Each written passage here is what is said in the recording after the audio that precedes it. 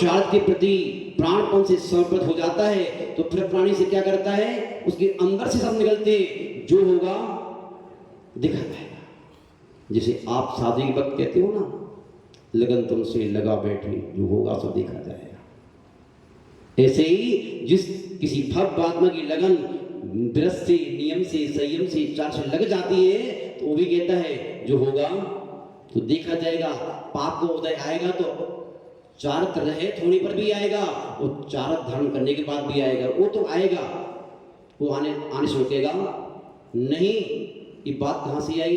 जब चार धारियों को नमन किया, पूजा की, सम्मान किया, इज्जत की, अंतर आत्मा से की और अंतर आत्मा के लिए की, तो हमारा चारक मुनि क्रम का उपसम बढ़ गया। हम किसी की विनय करके, भक्ति करके, पूजा करके उन चार धारियों पर एहसान नहीं करते, हम वो नमन अपने लिए करते हैं, हम पूजा अपने लिए करते हैं, हम सेवा अपने लिए करते हैं। और जो धर्म अपने लिए करता है उसका काम बन जाता है, और जो धर्म सामने वाले को करता है उसका काम कभी बनता नहीं है। वही धर्म हम काम चलाने के लिए नहीं, नाम के लिए नहीं, अपने काम के लिए करते हैं। किस लिए करते हैं? हमारा काम बन जाए। क्या? जिस चारित्र के बारे में, जिस व्रत के बारे में, जिस व्रत को तीर्थंकरों ने धारण किया, हमें बड़ी आनंद आता है जब हम केवल सोचते हैं जिस दिगंबरत को तीर्थंकर ने धारण किया, आज हम धन्य हो गए, ये दिगंबरत ने धारण कर लिया। केशोज करने बैठते हैं, मन करता है भगवान मैं धन्य हो गया, जिस व्रत को तीर्थंकरों ने किया आज मुझे केशोज करने का अवसर मिला। जिस व्रत को आचार्य तीर्थंकरों ने पानीपात में आहार लिया, आज मुझे पानीपात में आहार लेने का अवसर मिल रहा है। जिस व्रत प्रसंगान को लेकर के अंजलि पर हाथ कंधे पर रख करके आहार चर्या तीर्थंकरों ने की, आज में ऐसे चर्या करने मिल रही है। महान भाव जब इस व्रत को धारण करते हैं, चर्या करते हैं, तो लगता है हे प्रभु मेरा सब कुछ लुट जाए, सब कुछ लुट जाए। लेकिन जैसे बहरंग मेरा तीर्थंकर जैसा है, एक दिन प्रभु मेरा अंतर में तीर्थंकर जैसा हो जाए। इस उद्देश्य को लेकर के प्रत्येक क्षण उनकी चरणों नमन करते रहते हैं, तो एक दिन हमारा अंतरंग भी धर्मश्री महान भाव। आज अपन ने तीर्थंकरों को अपना आदर्श बनाकर, अपनी दृष्टि को निर्मल बनाकर, अब उनके चरणों में अपने आप को नमन प्रेषित करके अपन ने भी अपने चारक मुनि कर्म का छोट बढ़ाते हुए व्रत की ओर अपने कदम बढ़ा रहे हैं। किसकी ओर? व्रत की ओर। जिन व्रतों की महिमा ऐसी है, जिन व्रतों को धारण करके, व्रत का तात्पर्य क्या है? पापों से व्रत निवृत्ति परक होते हैं और प्रवृत्ति परक होते हैं। पापों से निवृत्ति और पुण्य में प्रवृत्ति, इसी का नाम है व्रत। जिन पापों ने आज तक हमारी आत्मा को दर का भिखारी बनाया है, उन पापों से निवृत्ति, और जिस पुण्य की सहारे हमें अनंत आकाश की ऊंचाइयों को छूना है, सहारा है वो भी। क्या? ये समझ लेना पहले, सहारा है मां, सहारा, सहारे को सहारा मानना, ये व्यवहार चारित्र सहारा है। उस पुण्य रूपी, व्रत रूपी जीना के माध्यम से हमें वैराग से वीतरागता की ओर बढ़ना है। महान भाव वह व्यक्ति भी उन व्रतों को धारण करता है। व्रत भावना का नाम है शील व्रतेष्वनचार, अनतिचार, यानी शील व्रत का पालन अतिचार से रहित करना। क्या करना? क्यों करना? टूटे फूटे जीने से मंजिल प्राप्त नहीं होती। इसलिए जीना आपका टूटा फूटा ना हो, आपका व्यवहार चाहे टूटा फूटा ना हो, आपके व्रत टूटे फूटे ना हो, उनकी जो है मरम्मत कराती रहा करो। टूटते तो है महाराज जी, इसलिए तुम लेते ही नहीं, टूट जाएंगे। क्या? टूट जाएंगे इसलिए लेते ही नहीं है, पड़े रहोगे जीवन मर नीचे। भैया जो लेता है उसी का टूटता है, मरम्मत करा लिया करो। एक व्यक्ति बोला महाराज जी आज तक जीवन में मेरे नियम में दोष नहीं लगा, व्रत में दोष लगते नहीं। बोले क्यों? नियम लेने के लिए, नियम लेगा तो दोष लगेगा। कभी मेरे चौके में अंतराय नहीं होगा, मेरे घर में साधु का अंतराय कभी नहीं हुआ। क्यों? जिंदगी में चौका लगाया ही नहीं, कभी घाटा हुआ ही नहीं, कभी व्यापार किए ही नहीं, फेल कभी हुआ ही नहीं, कोई परीक्षा भी दी नहीं। अरे भली मानस व्रत धारण करेगा तो दोष भी लगेंगे, एक्सीडेंट भी होंगे, कसाई भी आएंगे। अपने गुरु महाराज काय के लिए? मरम्मत करने के लिए।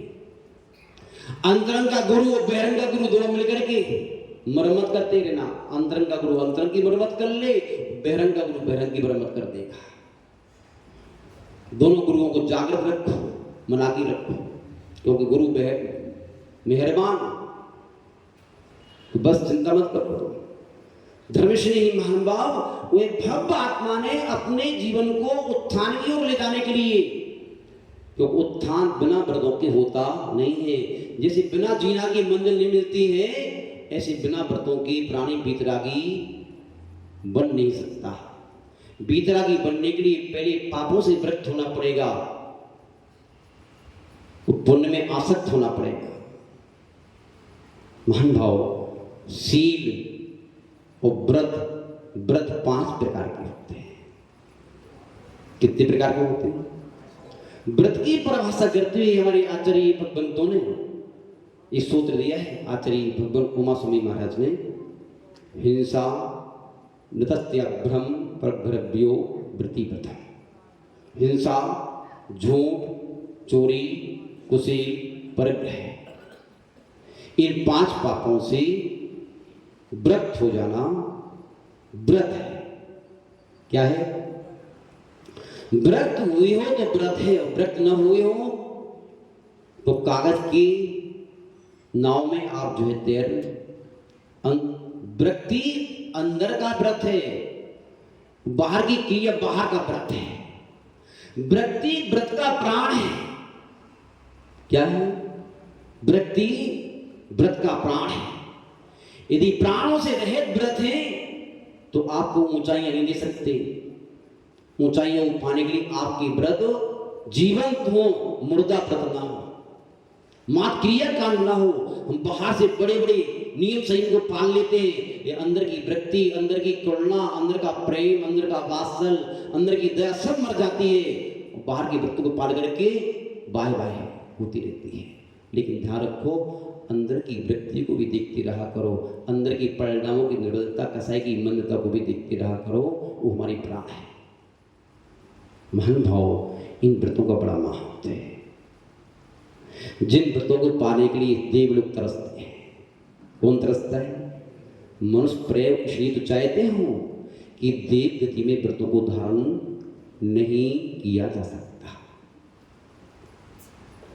इस उद्देश्य को लेकर के वो चाहे भगवान कुछ भी हो जाए, मुझे मेरी ये देव पर्याय आप ले लो, मुझे ले एक वर्ष पर्याय ले दो। निरंतर भावना भावते हैं, तब जाकर के एक बहुत निर्णय करने के प्राण, बहुत भावना बाने के प्राण, उन्होंने देव अवस्था में रह करके सम्यदृष्टि दृष्टि की निर्बलता होने से देव अवस्था में इन व्रतधारियों की क्या की? वंदना की, नमस्कार किया, अंतरात्मा में प्रणाम किया। धन्य इन व्रतधारियों के लिए, धन्य साधुओं के लिए। तो क्या हुआ? उन्हें चारक मुनि का छोसम बढ़ाया अपना। क्या बढ़ाया? और वहां से आकर के पुण्य के प्रभाव से राजकुमार बने। राजकुमार बनते ही उनकी अवस्था प्राप्त हुई नहीं, बेसब्री के साथ में छोटी अवस्था में इतने भरे पूरे राज्य पाट को छोड़ करके, भवन छोड़ करके वन की ओर चल दिए। क्यों? लोग कहेंगे देखो तो सही, कपड़े पहनने सीखे नहीं पाए, उतारना प्रारंभ कर दिया उन्होंने। धन्य इस व्यक्ति के लिए। इसका बैराग तो देखो, बैराग कहां से आया? बैराग यहाँ का नहीं है, बैराग वहां का है। जिसने सागरों पर्यंत व्रत को धारण करने की भावना भाई, उन व्रतियों की, चार धारों की आप उपासना की, आराधना की, नमन किया, नमस्कार किया, वंदना की, उसे चारक मुनि क्रम का उपसम बढ़ाया। आते ही साथ छोटी सी उम्र में तीर्थंकर के भेष को धारण करके भूमि विचरण करता है। एक व्यक्ति ऐसा है, पूरी उम्र निकल गई, चारित्र की बातें करते करते, लेकिन चारित्र नहीं आया। ये अच्छा है, ये चारित्र ऐसा है, ये चारित्र ऐसा है, इसका स्वरूप है, इसका सारे व्रतों के स्वरूप मालूम है, लेकिन आना जाना कुछ नहीं, लेने देना कुछ नहीं। महान भाव, वो व्रत की महिमा, जिस व्रत को धारण करने के उपरांत एक किंकर भी तीर्थंकर बनने की योग्यता हासिल कर लेता है। अपन ने यमपाल चांडाल का दृष्टांत पढ़ा, इससे बदतर क्या हो सकता है। इस मनुष्य पर्याय का सबसे गिरा हुआ व्यक्ति यदि कोई है तो कौन है? चांडाल, जिसे कोई छूना पसंद नहीं करता। उस यमपाल चांडाल ने भी सदगुरुओं की कृपा से, धारणा जिसके ऊपर गुरु की कृपा नहीं है, जिसकी दृष्टि में निर्बलता नहीं है, वो व्यक्ति कुछ पा नहीं सकता। और कृपा भी सहजता में नहीं आती। कृपा पाने के लिए सहना पड़ता है। क्या करना पड़ता है? सहना पड़ता है, कहना पड़ता है, उनके पास रहना पड़ता है, उनके साथ कभी कभी बहना पड़ता है। उनके विपरीत बहोगे, उनके विपरीत कहोगे, उनके विपरीत जाओगे तो कुछ प्राप्त। धर्मश्रेष्ठ महानुभाव, हुआ क्या? पेटे को सर्प ने काट खाया, मुराद के चरण में डाल दिया, हवा लगते ही स्वस्थ हो गया। महाराज ने नीम ले लिया कि चतुर्दशी को कम से कम जो है जीव हिंसा नहीं करना। क्या नहीं करना? एक छोटा सा व्रत, ध्यान रखो। व्रत छोटा नहीं होता कभी। व्रत के पीछे आपकी बड़ी आस्था होती है, श्रद्धा होती है, निष्ठा होती है, विश्वास होता है, आत्मसमर्पण होता है। वह छोटे व्रत को भी बहुत बड़ा बना देता है। और निष्ठा नहीं है, बड़े बड़े व्रतों को लेकर के हम कुछ प्राप्त नहीं कर पाते। एक व्यक्ति छोटे व्रत को लेकर के बहुत कुछ प्राप्त कर लेता है। महानुभाव, दान छोटा बड़ा नहीं होता, उसकी पीछे निष्ठा बहुत बड़ी होती है। एक व्यक्ति बड़े दान को करके अहंकार के पहाड़ पर चढ़ जाता है, एक छोटे दान को करके अहोभाव से भर जाता है, मैं धन हो गया, मेरे 4 पैसे भगवान के मंदिर में लग गए। और एक व्यक्ति 4 लाख 4 करोड़ दे करके उसने क्या किया? बहुत बड़ा पटिया लगवा करके, देखो मैंने किया ये, मैंने किया ये, मैंने किया ये। भैया तू पटिया तू ले जा, अपने पैसा जा रहा से तुमने किया। तो धर्मश्री महानुभाव, निष्ठा का संबंध स्वयं से है। त्याग का कोई महत्व नहीं, निष्ठा का महत्व है। निष्ठा का संबंध अंतरंग से है। हुआ क्या? यमपाल चांडाल नियम ले लिया, आपको सारी कहानी मालूम है। पूदनपुर नगर में महाबल राजा का नियम कि अष्टांग का पर्व में कोई हिंसा नहीं करेगा। उसका बेटा मांस खाने का लोलुपी कौन देख रहा है? 20 अष्टांगों में जंगल के बीच में मेढ़े को मार दिया। निगरानी चल रही थी ऊपर वाली की।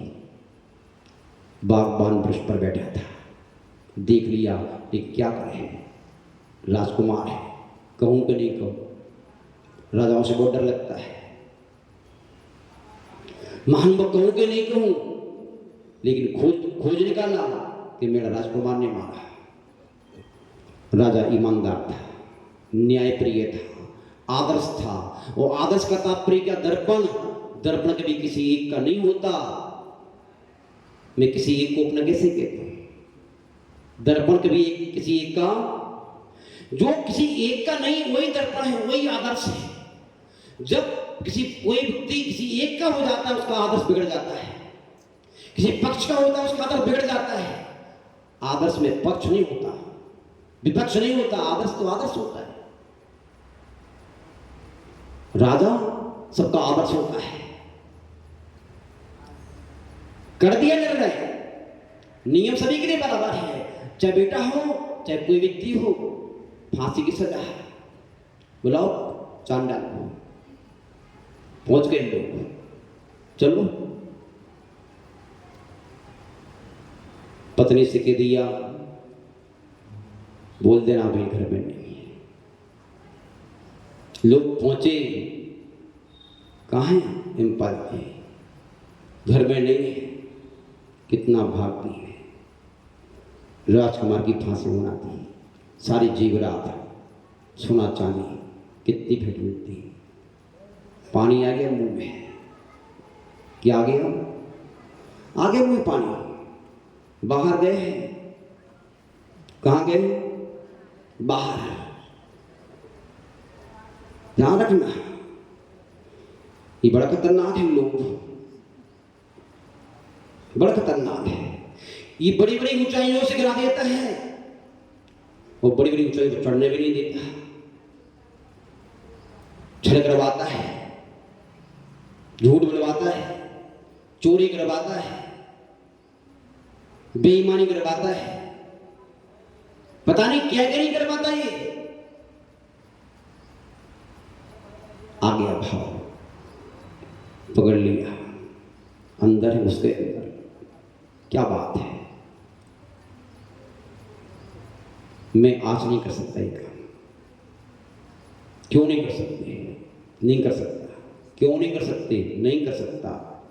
परकर लोग पूछ गए राजा के पास, महाराज वो तो इस काम को करने से इनकार करता है। बोल रही रात दरबार में, बुला के लाओ यहाँ पर। हजूर अन्नदाता सरकार, मेरे जीवन की आधार, मैं इस काम को आज नहीं कर सकता। क्या बात है, क्यों नहीं कर सकते? राजा की आज्ञा का उल्लंघन करोगे? नहीं, उल्लंघन नहीं। मेरे जीवन धर्म संकट है। क्या संकट है? शक्ति नहीं है क्या? हाथ में दर्द है क्या? नहीं। बात क्या है? बहुत समय पहले मेरा बेटा जी ने सांप ने काट दिया था, तो क्या हुआ? मुनराज की आशीर्वाद से, उनकी प्रेरणा से मेरा बेटा जिंदा हो गया था। उन्होंने मेरे लिए व्रत दिया था कि चतुर्दशी के दिन किसी जीव की हिंसा नहीं करोगे। आज चतुर्दशी है, मैं नहीं मार सकता। चांडाल कहीं का, चांडाल के व्रत होते हैं क्या? ध्यान रखो, व्रत तो पापों से, व्रत तो पशु भी हो सकते हैं, तुम तो क्या बड़ी बात है।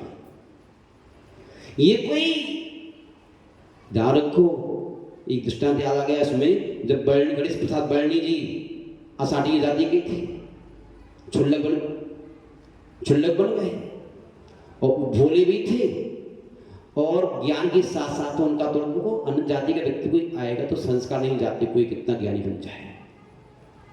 और भोले होने के नाते कुछ भी खाने पीने के बारे में थोड़ा सा इशारे बातें पहले से कह देते थे। थोड़ी और बातें भी होगी, आज उनकी दुहाई दे रहे हो आप, बर्णी जी, हमें लगता है बर्णी जी आप होते तो उन्हें आहार नहीं कराते।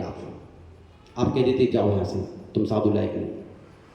पहले लोग भोले होते थे, उनकी सेवा करते थे। महानुभाव बर्णी जी की जो है सब पंचड़ इकट्ठे हो गए, तुम्हारे पिच्छी छीन लेंगे तुम्हारी, तुम इस लायक नहीं हो।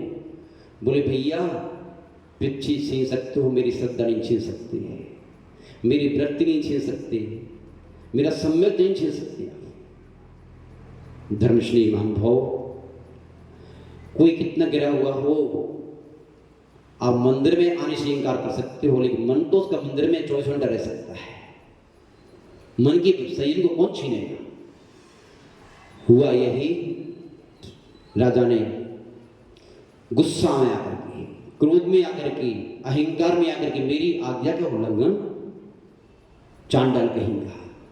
सुषमार तालाब में राजकुमार और चांडाल दोनों को फुकवा दिया, मगरमच्छ खा जाएंगे। ऐसे नहीं मरेगा तो वैसे मर जाएगा।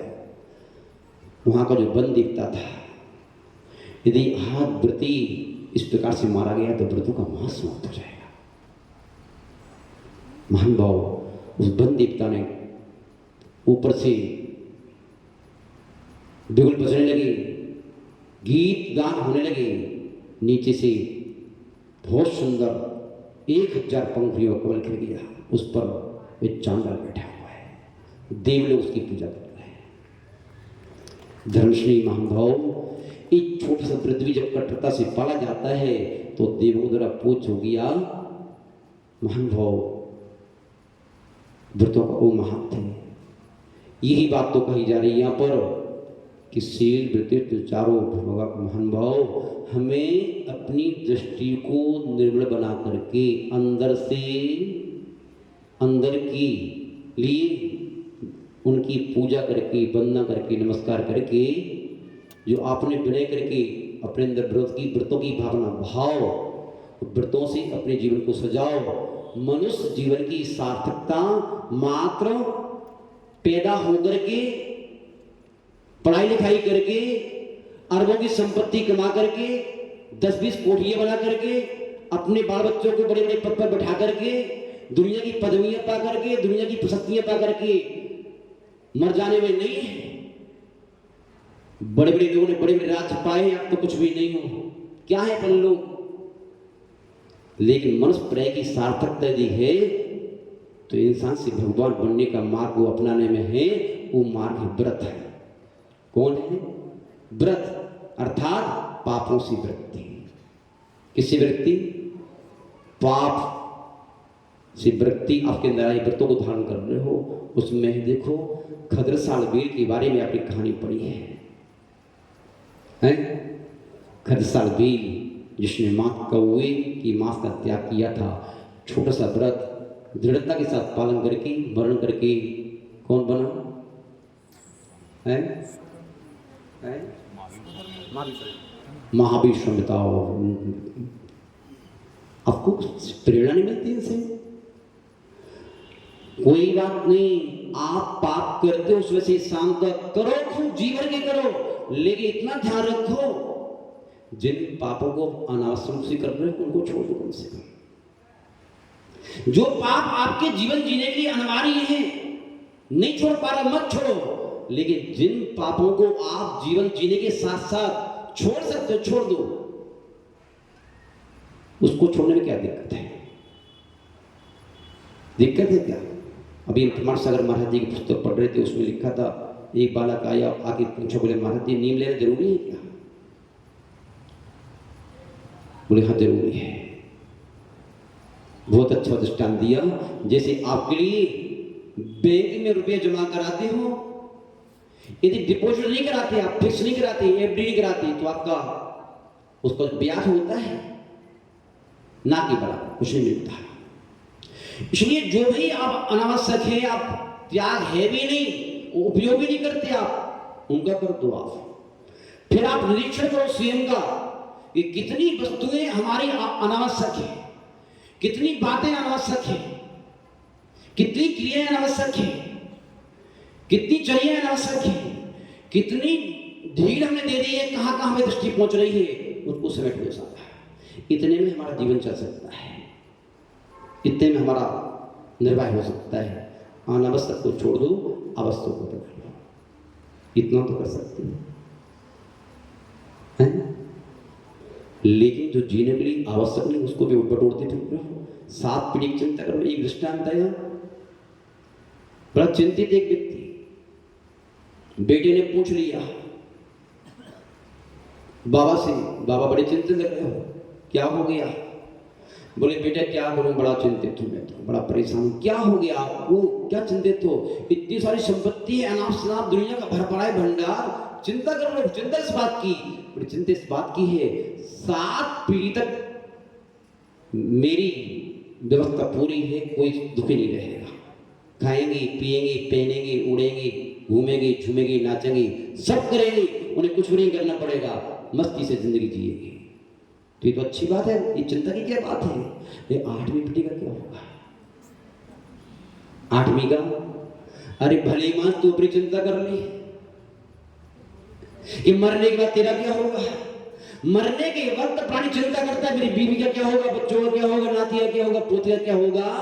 उनकी उन्नति में अपनी अवनति कर लेता है, उनको प्रकाश में लाने के चक्कर में अब स्वयं अंधकार में पहुंच जाता है, उनके उत्थान में भी नरगति कर लेता है, दुर्गति कर लेता है, पशु पक्षी बन जाता है अशुभ का संचय करके।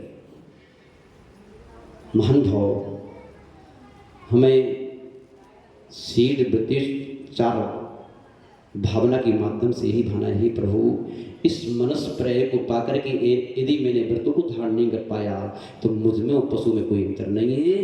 पशु भी जन्म लेके मर जाते हैं, मैं भी जन्म लेके मर जाऊंगा। वो भी खाते हैं, पीते हैं, सोते हैं, भोगते हैं, सब काम करते हैं, वही मैंने किया, मर गया मैं। क्या अंतर है उसमें मुझ में? नाम तो पशुओं का भी होता है, प्रसिद्धि पशुओं की भी होती है, भोग लाभ तो भी करते हैं, वही मैं कर रहा हूं। हे प्रभु मेरी इस मनुष्य पर्याय का कोई मनुष्य पर्याय में भगवान की पूजा का, दान पुण्य का, सेवा सत्कार का कोई फल हो तो जीवन के अंतिम में सही मेरी मृत्यु जब भी हो व्रतों के साथ हो। कैसे हो? व्रतों के साथ हो, तब तो मेरा मनुष्य पर्याय धारण करना, जैन को पाना, भगवान की पूजन करना, शास्त्र का स्वाध्याय करना, साधुओं की सेवा करना सार्थक है। वो यदि इतना सब करने के बाद भी यदि उद्धार नहीं कर पाया तो ये मान लेना मैंने जीवन भर साधुओं की सेवा नहीं की, भगवान की पूजन की, पूरा नाटक रहा मेरा। क्या रहा? उन नाटक के बदले में फीस मिलना चाहिए थी आपको। नाटक तो अच्छा किया आपने, रोल अदा तो बहुत अच्छा किया, पूजा का रोल अदा किया, सेवा का रोल अदा किया, सारे रोल अदा किए। अच्छा रोल अदा करने वाले को अच्छी फीस मिलती है, फीस मिल जाएगी। राम का पाठ अदा किया है तो राम होने का आनंद नहीं आएगा आपको, राम की पाठ अदा करने की फीस मिलेगी तो ले लेना आप।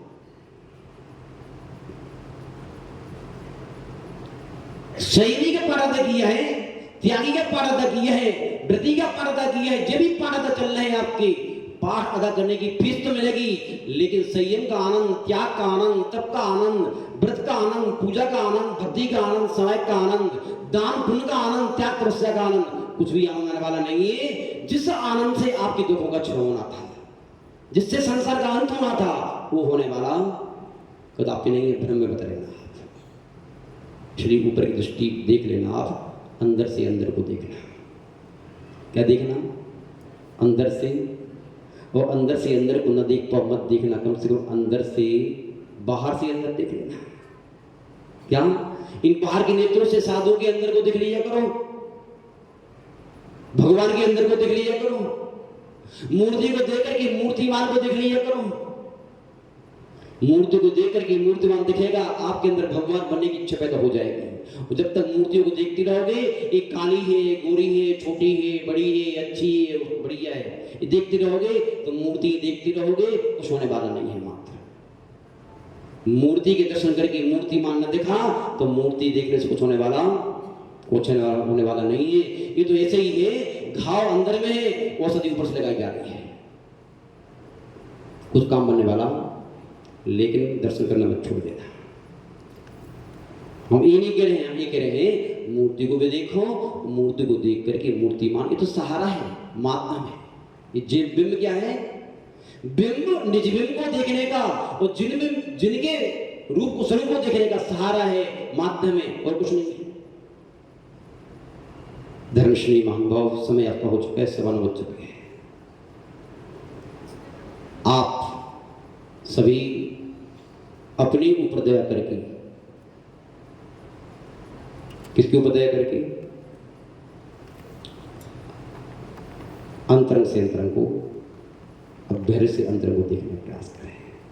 हमने बाहर में बहुत घूम लिया, बाहर की शाबाशियाँ बहुत पा लिया, बाहर की सम्मान सत्कार बहुत पा लिया। मिलेंगे अंतरंग से करो तब भी मिलेंगे, मिलने में कभी नहीं आएगी, लेकिन आपकी दृष्टि बाहर पर मत रखना। मिलने में कभी नहीं आएगी, वो तो आएंगे। वो तो महानुभाव आचार्य भगवंत समुद्र स्वामी महाराज ने जब चारत की बात करी तो उन्होंने दर्शन से प्रारंभ किया। उन्होंने कहा, मोह तिमरा फंडी दर्शन लावा द्वाप संज्ञाना रागत द्वेष निवृत्ति चरणम प्रतिबद्धते साधु। उन्होंने कहा कि मोह रूपी तिमिर के हरण होने पर, मिथ्यात्व के हरण होने पर, कुदृष्टि के हरण होने पर, मिथ्या दृष्टि के हरण होने पर दर्शन लाभ, दर्शन का लाभ हो गया, दृष्टि का लाभ हो गया। जिसे दशा मिल गई मेरे लिए, वो दशा मिलती ही, दृष्टि मिलती ही क्या ज्ञान हो गया। तो बिना दृष्टि के ज्ञान नहीं होता। ज्ञान होता भी है तो सही ज्ञान नहीं होता। ज्ञान करने के लिए क्या चाहिए? दृष्टि चाहिए। तो मोह त्रिगुणात्मने दर्शन लावा द्वाप्त संज्ञाना, लेकिन इतने से काम चलने वाला तो नहीं है। जान लिया, वो देख लिया कि ये जहर है, ये अमृत है, इतने से काम चलने वाला नहीं है। क्या करना पड़ेगा? आचरण करना पड़ेगा। तो दिया राग द्वेष निवृत्ति। राग द्वेष की निवृत्ति किए बिना आप जो है उस अच्छाई को अपना नहीं सकते हो, क्योंकि आपका राग जिससे है वो जहर भी हो तो चलेगा। ये राग की परिणति, राग अंधा होता है। राग अंधा होता है। जिसके प्रति, जिस क्रिया के प्रति, जिस आदत के प्रति, जिस दृष्टिकोण से राग है आपका, जहर भी है तब भी चलेगा। और जिससे द्वेष है वो अमृत भी है तब भी नहीं चलेगा। ये राग द्वेष की निवृत्ति जब तक नहीं हुई तब तक तुम सन्मार्ग का अनुसरण नहीं कर सकते, सन्मार्ग का अनुभव नहीं कर सकते। सन्मार्ग का अनुभव करने के लिए आपको राग द्वेष जितने मन होते जाएंगे, आपको रास्ता अपने आप मिलता जाएगा। अगली गाथा में कहा राग द्वेष निवृत्ति हिंसादीनां निर्वर्तना कृता भवति। राग द्वेष की निवृत्ति होते ही साथ हिंसादीनां, हिंसा, झूठ, चोरी, कुशील, प्रज्ञा, जो 5 पाप चल रहे थे आपके, जिनको आपने अपना मान रखा था महाराज जी इनके बगैर तुम जी नहीं पाएंगे, उनकी क्या हो जाती है? निवृत्ति रूप आचरण जीव में आ जाता है। कृता भवति, वो आचरण तब आता है, वो व्रत तब आते हैं। राग द्वेष की निवृत्ति जब तक नहीं हुई तब तक हम व्रतों को धारण कर नहीं सकते। महानुभाव, चाहे आप कल्याण उठा के देखो, चाहे चंडान उठा के देखो, और चाहे द्रव्यान उठा के देखो, सारे अनियोग का सारे जो निकल के आता है तो यही निकल के आता है दृष्टि की निर्मलता, कसाई की मंदता। क्या आता है? ये 2 बातें हैं तब तो आपकी मंजिल आपके पास है। वो 2 बातें नहीं है तो आप जो है क्या करो, स्टैंड पे खड़ी साइकिल कितनी पेडल मारती रहो, वही खड़ी मिलेगी। कोलू का बैल कितनी घूमो, खुलेगी आंख, वही खड़ी मिलेगी। आगे बढ़ने वाली दुनिया बाय बाय कर दी, बात वो कितनी मेहनत कर रही है, कहां पहुंच गए होंगे, कहां पहुंच गए हो, कहते भी ये लोग। बताओ सही महाराज जी, देखो ध्यान रखो, कुछ व्यक्ति समाज में ऐसे भी होते हैं जो बेचारे कुछ करते तो नहीं है, अनुकूलता नहीं है, ज्ञान नहीं है, करते कुछ नहीं है, लेकिन क्या कहते हो उनको? कहते देखते हैं। वृद्ध लोग कहते थे बताओ महाराज जी हम तो यहीं की पड़े हैं, कीड़े की जिंदगी जी रहे हैं महाराज जी। धन्य ये लोग, कितना व्रत नियम से पालन करते हैं, कितना दान करते हैं, कितनी पूजा करते हैं, कितना ज्ञान इनके पास है महाराज जी। कितनी मनुष्य पर की सार्थकता तो महाराज जी इनकी, हम तो यहीं की यहीं पड़े हैं। क्या कहते हो? अपनी आत्मा की निंदा करते रहते हो कसाई की मंदता में, वो आपकी तारीफ करते रहते हैं, आपकी चरण छूते रहते हैं। परिणाम एक व्यक्ति सारा शब्द ज्ञान, व्यवहार, चारित्र, क्रियाकांड पूरा सारी स्वरूप माला में, सारी कर्म प्रकृति स्वरूप माला में, सारे व्रत नियम संयम स्वरूप माला में, सारे नियम इनाम सब माला में, सब स्वरूप माला में सब पालन चल रहे हैं। अंदर में 0/0। वो कहते भी है, पालन करने वालों को देखा है कि महाराज जी एक जिंदगी जैन के नाम पर कलंक है महाराज जी। इनकी चर्या है। वो क्या करते हैं? कुछ नहीं करते। वो अपने अहंकार, उनकी निंदा करके पाप कमाते रहते हैं। वो अपनी द्रव्य क्रिया की अहंकार करके अपने पुण्य को क्षीण करते रहते हैं। और कुछ लोग ऐसे भी होते हैं द्रव्यचर्या कारण पर पालन स्वयं भी करते हैं। भावना बात है महाराज जी, मेरी भावना है जैसे मैं व्रत नियम से जुड़ गया, मैं चाहता हूं इस भारत का प्रत्येक नागरिक, प्रत्येक व्यक्ति पूजा करे, स्वाध्याय करे, सामायिक करे, व्रत धारण करे, संयम धारण करे, सभी लोग मेरे जैसे ही हो जाए। महाराज बहुत अंतर आया है, प्रयास चल रहा है। ये कब हो सकता है? जब बड़े बड़े क्रियाओं को करने वाले बड़े बड़े ज्ञानी, बड़े बड़े पुजारी छोटे आने वालों को छोटे से नियम पर, छोटे से संयम पर, छोटे से ज्ञान पर उसकी पीठ थपथपा दे रहे हैं, आगे चल रहे। आ गया, तुम भी आ गया, कोई बात नहीं, आ गया। तो उसको आगे करते रहोगे, तो दूसरों को आगे करोगे, तो आप तो अपने आप आगे नहीं हो जाओगे आगे।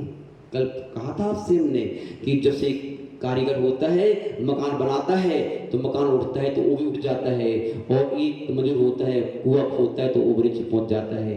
यदि आप दुनिया को उठाओगे चारित्र के क्षेत्र में तो क्या होगा, आपका चारित्र मोनीक्रम का छोपसम बढ़ता रहेगा। एक चारित्रधारी दूसरे चारित्रधारी की यदि विनय करता है, वंदना करता है, सत्कार करता है, तारीफ करता है, प्रशंसा करता है, तो क्या होता है, उसका चारित्र जितना है उससे भी अधिक उसका छोपसम बढ़ के निर्बलता आती उसके चारित्र में। अपने चारित्र का अहंकार न करे, हो गिरा हुआ चारित्र भी है फिर भी पॉजिटिव दृष्टि बनाकर उसकी तारीफ करे, महाराज जी बहुत कुछ ठीक है और ठीक हो जाए, ठीक है, बहुत बढ़िया है। वो यदि किसी के मानस पुण्य को देखकर उसकी निंदा करे, ये चारित्र धारण कर लिया, ये इस दोष लगाते हैं, फलाना करते हैं, ढिकाना करते हैं, ऐसा करते, ये इस लायक है ही नहीं, ऐसा कह करके अपने चारित्र मोनीक्रम का छोपसम घटाते रहते हैं। और कोई पाप का होता है ऐसा चपेटता है, नियम संयम से मिट्टी मिल जाती है, परिणाम संग्रस्त हो जाते हैं, त्याग तब छूट जाता है और भ्रष्ट हो गया समाधि पूर्व मर जाते हैं। इसलिए कभी भी अपने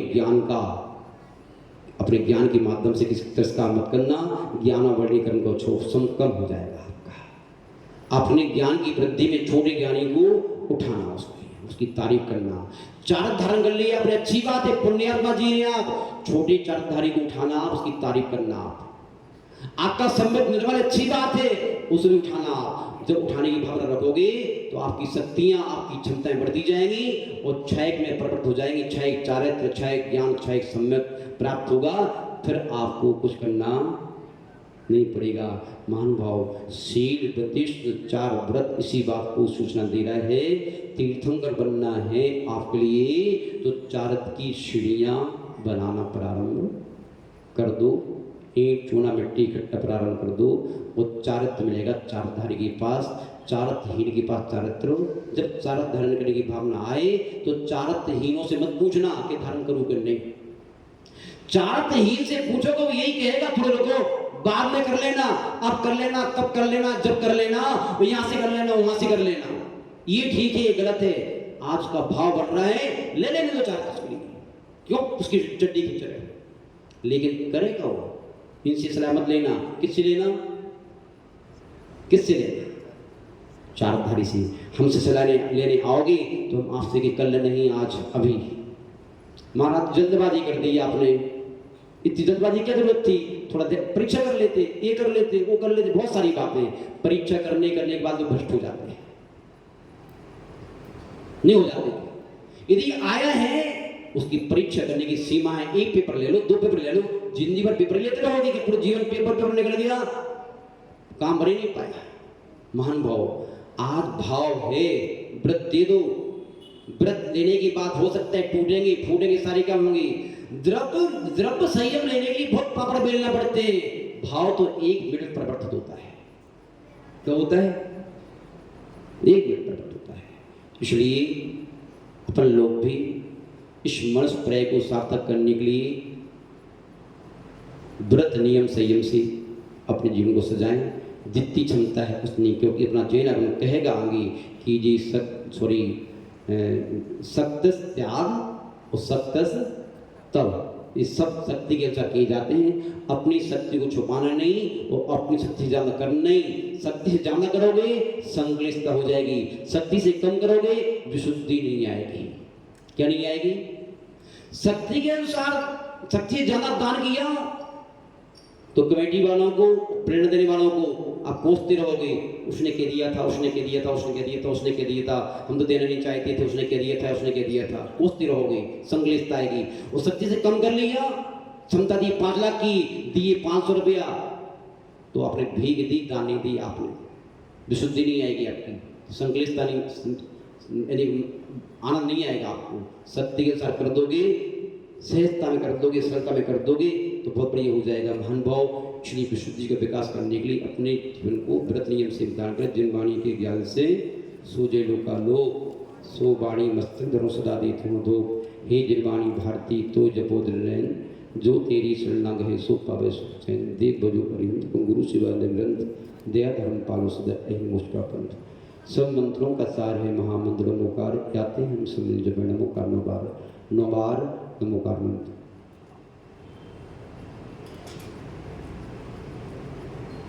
धर्मश्री मानभव श्रीमान राकेश जी, सरोज जी, राहुल जी, सीमा जी और छोटा सा नन्ना सा बेटा, उसको देख कर बड़ी खुशी होती है। बाकी में सही है, आप भी अपने बच्चों को लेके आया करो। जब भी कोई यहाँ आना है सबको लेके आया करो, पूरे परिवार सहित ही आया करो, बहुत खुशी होती है हमारे लिए। पूरे परिवार के साथ देख करके आया। ये भव्य जैन चांदबाड़ हो के आए हैं। बहुत अच्छे स्थान है, मंदिर है, चंदापुर बाबा का मंदिर है, बहुत सुंदर जो है। अमृतनगर निवासी हैं, इन्होंने आज की मुख्य श्रोता बन करके आज शोभा प्राप्त किया है। मुनिराज के चरण प्रक्षालन, दीप प्रज्वलन, चित्रांकन किया है। इन सभी भगवताओं को अंतरात्मा से बहुत बहुत इनके अंतरंग उज्ज्वलता के लिए बहुत बहुत आशीर्वाद, सद्भावनाएं। ओम शांति। श्रीमान राकेश जी